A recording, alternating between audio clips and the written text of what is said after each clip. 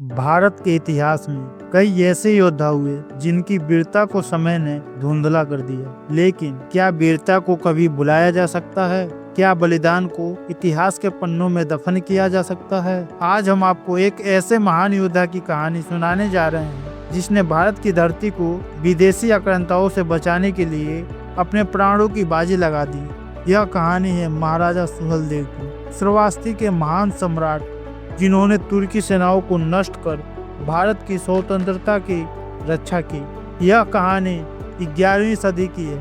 उत्तर भारत का श्रावस्ती नगर समृद्धि और वैभव से भरा हुआ था।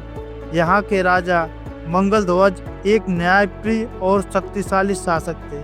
उसी महल में जन्म हुआ एक ऐसे बालक का जो इतिहास में वीरता का प्रतीक बनने वाला था, महाराजा सुहेलदेव। सुहेलदेव का जन्म राजभर समुदाय में हुआ था, जो कि उत्तर भारत के योद्धा वर्ग से संबंधित था। बचपन से ही वे असाधारण प्रतिभा के धनी थे। वे अन्य बच्चों की तरह सामान्य खेलों में रुचि नहीं रखते थे, बल्कि तलवारबाजी, धनुर्विद्या और युद्ध कला में माहिर होने लगे। उनके पिता ने उन्हें राजनीति, कूटनीति और प्रशासन की गहरी शिक्षा दी। वे केवल एक योद्धा ही नहीं, बल्कि एक बुद्धिमान नेता भी बनने लगे।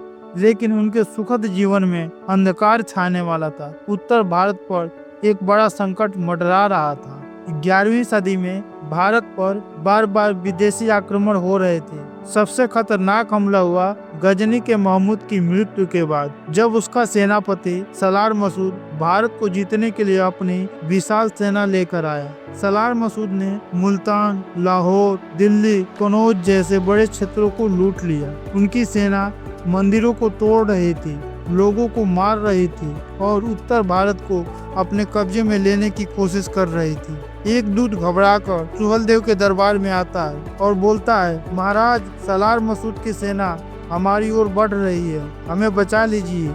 सुहेलदेव समझ गए कि अब युद्ध ही एकमात्र रास्ता है। उन्होंने तत्काल अपने आसपास के राजाओं को बुलाया और उत्तर भारत के 21 छोटे बड़े राजाओं को एकजुट किया।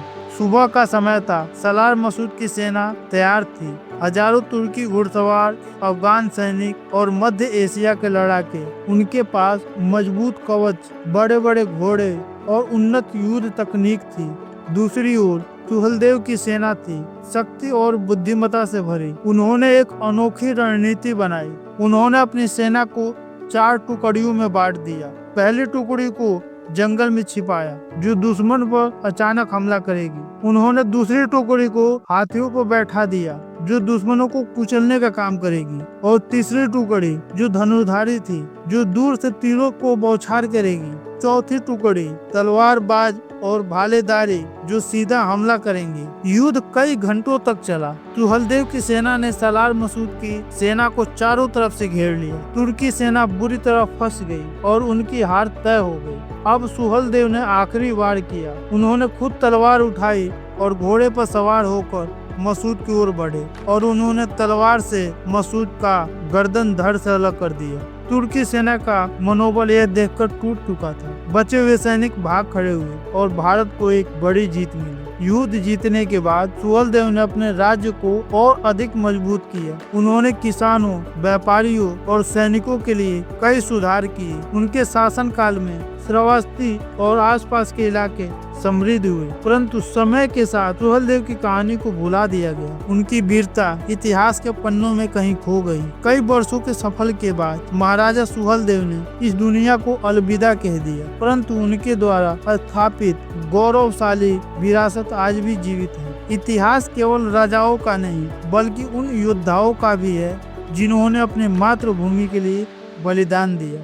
महाराजा सुहेलदेव का बलिदान हमें यह सिखाता है कि हमें अपने संस्कृति और स्वतंत्रता की रक्षा के लिए हमेशा तैयार रहना चाहिए। अगर आपको यह कहानी पसंद आई हो तो इसे लाइक करें, शेयर करें और हमारे चैनल को सब्सक्राइब करें, ताकि भारत के असली नायकों की कहानी हर घर तक पहुंचे। जय हिंद, जय भारत।